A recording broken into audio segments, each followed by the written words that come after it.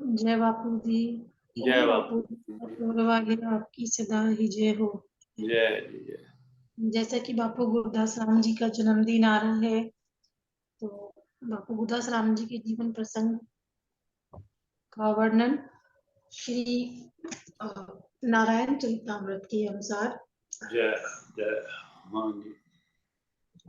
ध्यान मूलम गुरुर्मूर्ति, पूजा मूलम गुरु पदम, मंत्र मूलम गुरुर्वाक्यम, मोक्ष मूलम गुरु कृपा। शास्त्र ये कहते हैं कि गुरु की मूर्ति यानी कि जो गुरु का स्वरूप है वही ध्यान का मूल है, और गुरु के श्री चरण वो पूजा का मूल है, और गुरु के वचन मंत्र का मूल है, और गुरु की कृपा ही मोक्ष का मूल है। तो ऐसे ही गुरु हमारे हुए हैं श्री गुरु रामदास जी, एक ऐसे ज्ञानी, एक ऐसे साधक जिन्होंने अनंत कोटि महापुरुष वाला जीवन जिया, और जो जीवन मुक्त थे, सागर के समान बड़ी गंभीर, धीर, और पृथ्वी के समान वो सहनशील थे, आकाश की भांति वो अनंत थे। स्वामी श्री बापू गुरदास राम जी निष्काम से उनके जीवन का आदर्श था, और मधुरता उनका स्वभाव था। उनकी हर श्वास में बापू जी की राम नाम की मधुर झंकार थी। नेत्रों में भक्ति, ज्ञान, वैराग्य की अद्भुत त्रिवेणी का संगम था बापू गुरदास राम जी की। और ऐसे जीते जागते साकार रूप थे वो ईश्वर कोटि संत जिनका नाम था श्री गुरदास राम जी।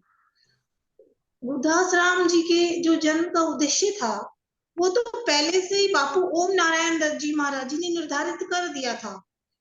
बापू ओम जी जिस आध्यात्मिक पुंज को भविष्य में दरबार की सेवा में लगाना चाहते थे, उस दिव्य आत्मा के माता पिता बनने का सौभाग्य उन्होंने अपने अनन्य भक्त लड्डू राम और उनकी धर्म पत्नी श्रीमती हुक्म देवी को दिया। ये जो लड्डू राम जी थे, ये पंजाब के जलंधर शहर के दोसांझ कला गांव में रहते थे, और बड़े प्रतिष्ठित हकीम थे लड्डू राम जी। तो वेदों और पुराणों का बड़ा उन्होंने अध्ययन किया था लड्डू राम जी ने। इनका जीवन जो था लड्डू राम जी का, वो भी संत के जैसा था। बड़े निष्काम भाव से समाज की सेवा करना, और बड़ा ही भक्त हृदय, बड़ी मीठी आवाज में कीर्तन करना। और लड्डू राम जी जो थे वो शास्त्रीय संगीत को भी बहुत अच्छा जानते थे, और बापू ओम जी की तो बहुत ही प्रिय शिष्य थे। उनसे दीक्षा प्राप्त की, साधना उपासना करते थे, और इन्होंने अपने घर में एक चौबारे पे बापू ओम जी का एक स्थान बना रखा था, जिसमें नित्य प्रति ध्यान पूजन करना। और जो इनकी पत्नी थी श्रीमती हुकुम देवी जी, लड्डू राम जी की पत्नी, वो पढ़ी लिखी नहीं थी, लेकिन वो आध्यात्मिक शिक्षा में बिल्कुल भी पीछे नहीं थी।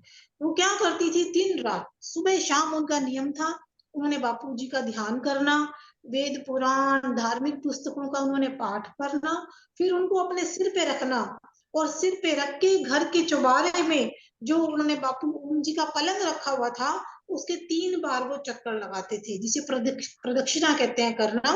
वो 3 चक्कर लगाती थी, फिर आरती करती थी उनकी पत्नी, तो तब उनके दैनिक कार्य पूरे होते थे।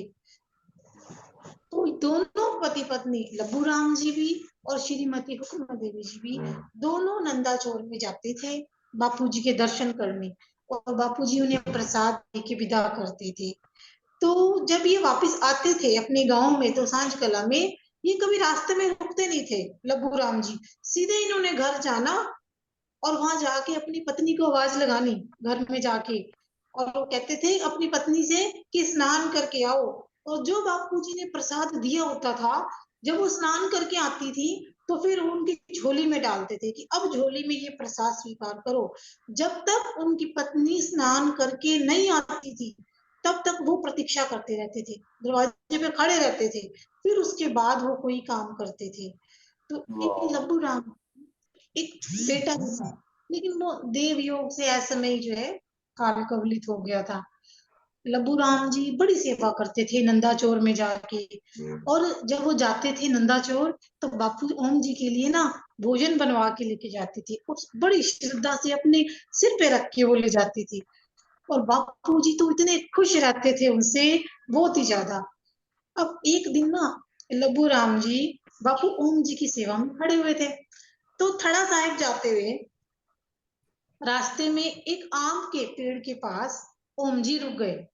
उन्होंने दो आम तोड़े और लब्बू राम जी की झोली में डाल दिए। अब जो पहला आम दिया था उसे वापस निकाल लिया, और जो दूसरा आम था वो लब्बू राम जी की झोली में ही रहा। फिर पहला आम वापस देते हुए बापूजी ने फरमाया कि ओम, ये हमारी, ये जो मैं आपको ये दे रहा हूँ, मेरे बाप को ये कहा कि यह हमारे दरबार की ईंट होगा और समय आने पे हम इसे वापस ले लेंगे। जो दूसरा आम है वो आपका ही होगा। ये ओम बापूजी फरमा रहे हैं लबू राम जी को, वो दो आम वाह देते हुए, कि पहला वाह। आम हमारे दरबार की ईंट होगा, दूसरा हाँ आपका ही होगा। ऐसे आशीर्वाद से लबू राम जी को दो पुत्र रत्न की प्राप्ति हुई।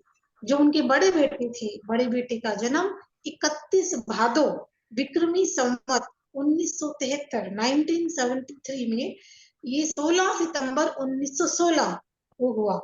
और बड़े बेटे का नाम था गुरदास राम, और जो उनका छोटा बेटा था उसका नाम था शिवदत्त। दो बेटियां भी हुई लबू राम जी को, ज्ञान देवी और शीला देवी।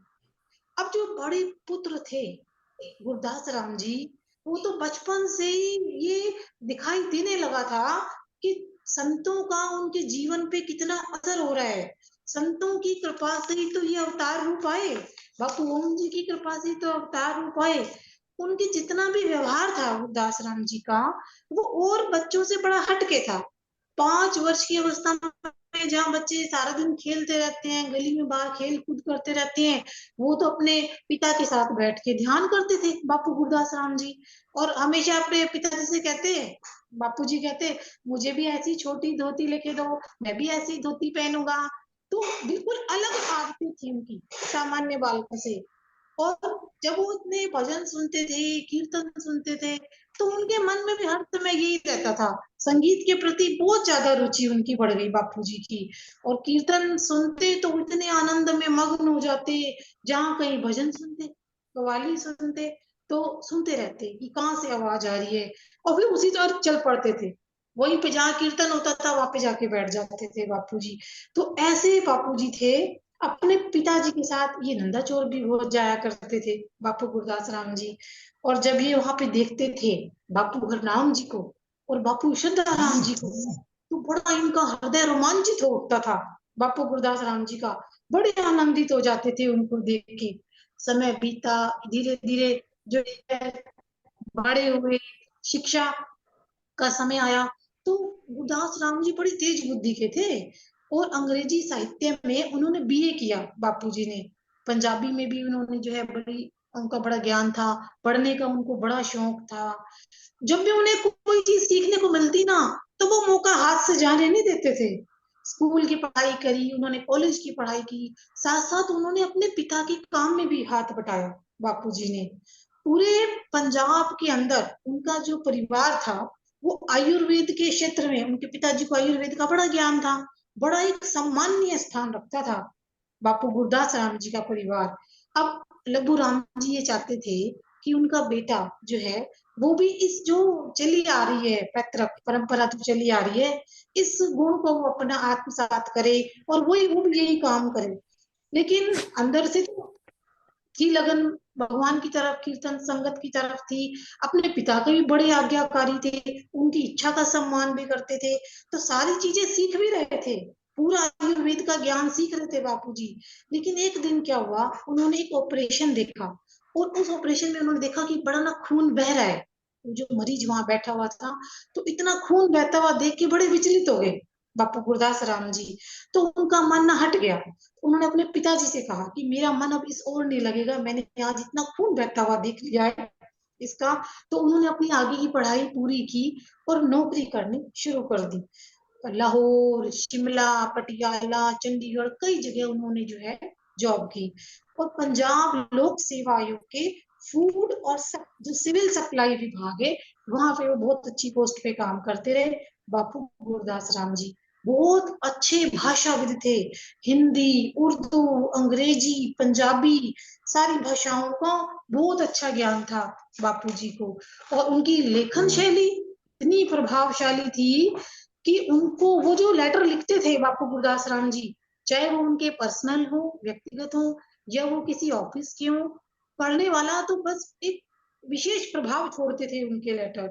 और जब इंग्लिश में बात करते थे तो हर किसी को मंत्रमुग्ध कर लेते थे, इतना सुंदर बोलते थे बापू जी।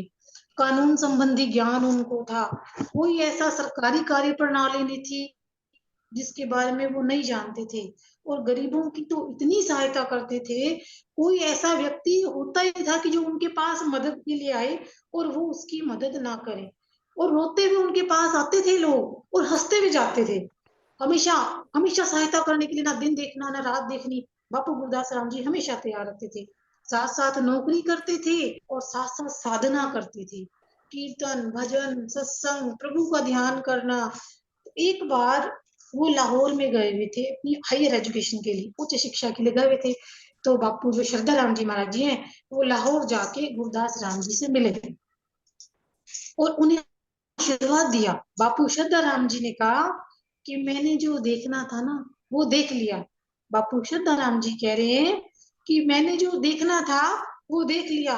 और बापू जी के इन शब्दों का ये मर्म तो बाद में पता लगा कि उन्हीं बापू गुरदास राम जी ने बाद में नंदा चौक का जो कार्य है वो सारा संभाला। तो बापू जी तो जानते थे, बापू श्रद्धा राम जी तो जानी जहान थे, सब जानते थे।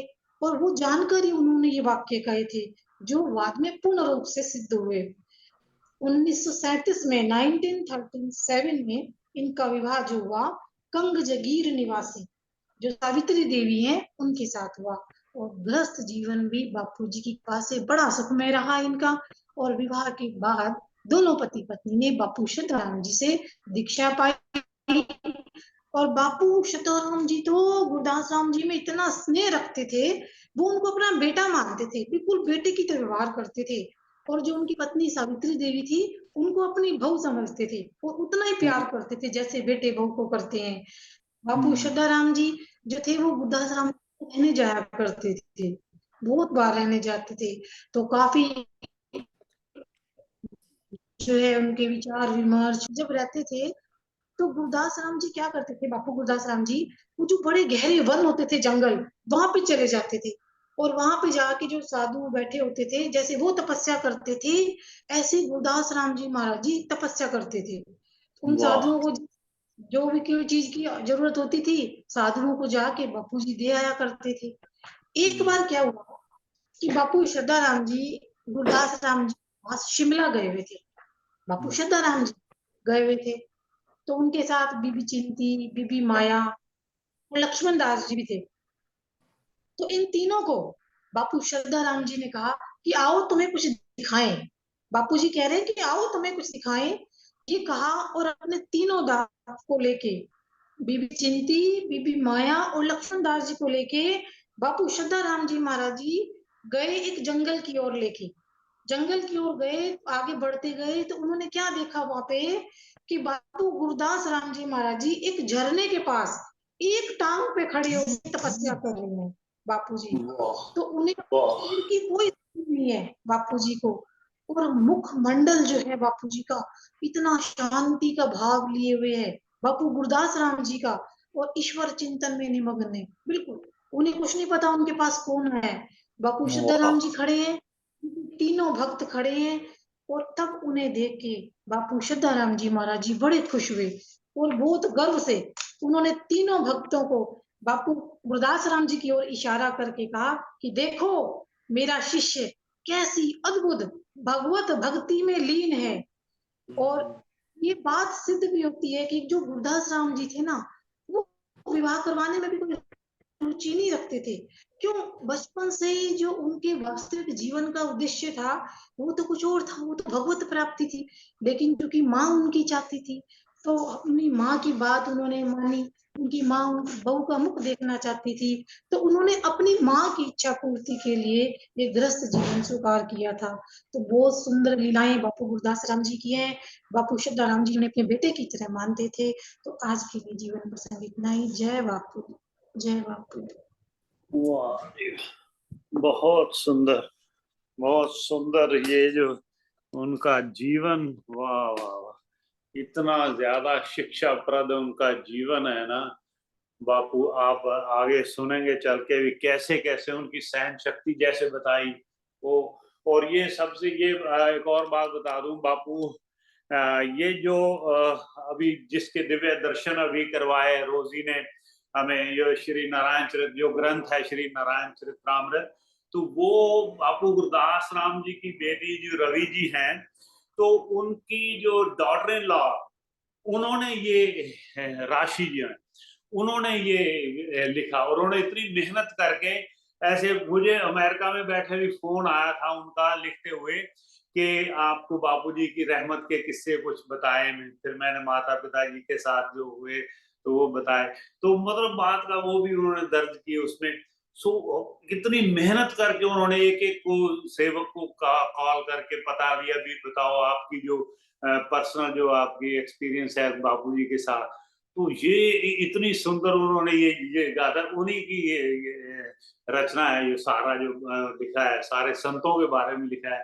तो अपने ये बाबू गुरदास राम जी के बारे में बहुत सुंदर, बड़ी हिंदी इनकी भी, जैसे ये बता रहे हैं ना बापू गुरदास राम जी मारे, वैसे राशि जो है इनकी जो बेटी की डॉटर इन लॉ, तो वो भी बड़ी संस्कृत में हिंदी में बड़ा शुद्ध, मतलब उनका बड़ी संस्कृत हिंदी इंग्लिश सब में बड़ी मास्टरी। तो बहुत सुंदर जीवन इनका, सारा परिवार आगे बहुत सुंदर। बहुत बहुत धन्यवाद रोजी, आपने सारांश में ऐसा बता के जो उनके जीवन के बारे में थोड़ा बहुत अभी बताया और भी बताएंगे कल।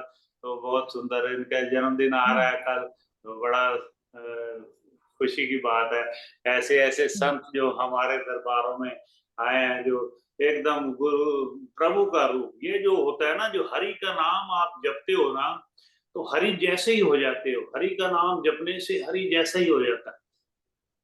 तो ये बहुत सुंदर बात है।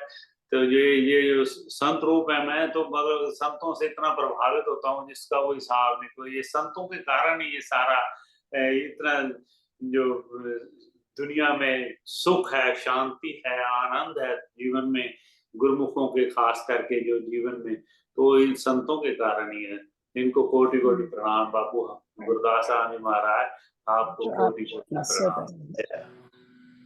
बहुत बहुत धन्यवाद रोजी जी, आपने बहुत सुंदर व्याख्या बताई उनके जीवन के बारे में। बापू जी की कृपा बनाई रहे। वो अपने ही शब्दों में रोजी ने सारा बताया, बहुत सुंदर। हाँ जी।